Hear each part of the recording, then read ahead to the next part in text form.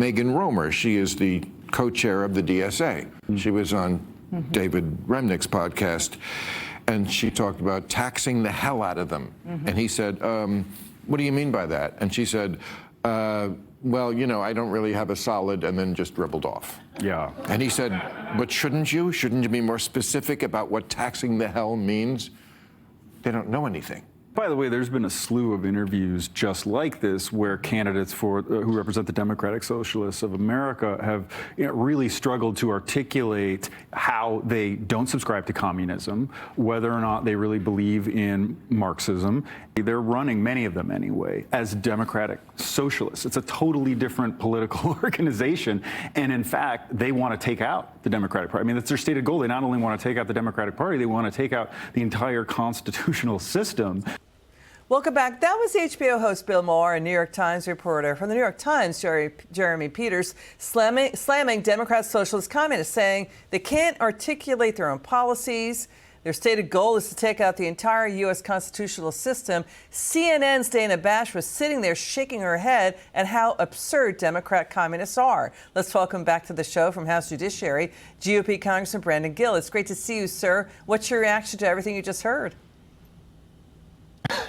You know, it's so absurd, it's almost funny. You know, Democrats have put themselves in this position by using this rhetoric over the past 10 years over and over and over again. And I think what you're oftentimes seeing is the Democratic Socialists are kind of taking it to its logical extreme or its logical conclusion. And now these more relatively establishment Democrats don't know what to do with it. But, you know, at some point, they're kind of reaping what they've sowed.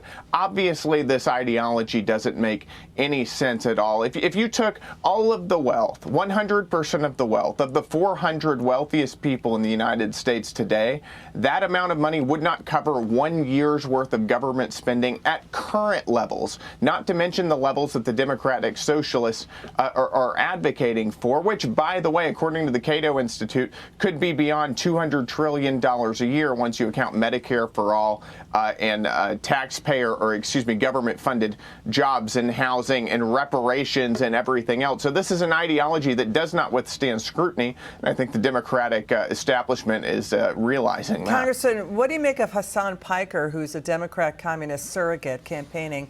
Ro Khanna likes him. Democrats campaigning with him. What do you make of him making fun of Charlie Kirk and saying Americans deserve 9/11?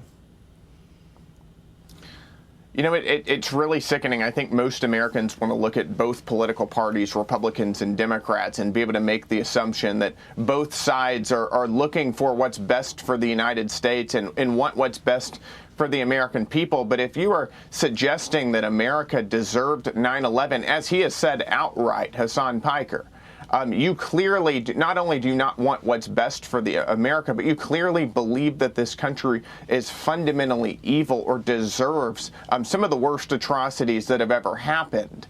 And I think that what that shows is, you know, whenever you've got a Democrat Party who believes this stuff, they cannot be trusted to govern our country in our best interests. Congressman Gill, thank you so much. It's good to see you, Congressman Brandon Gill.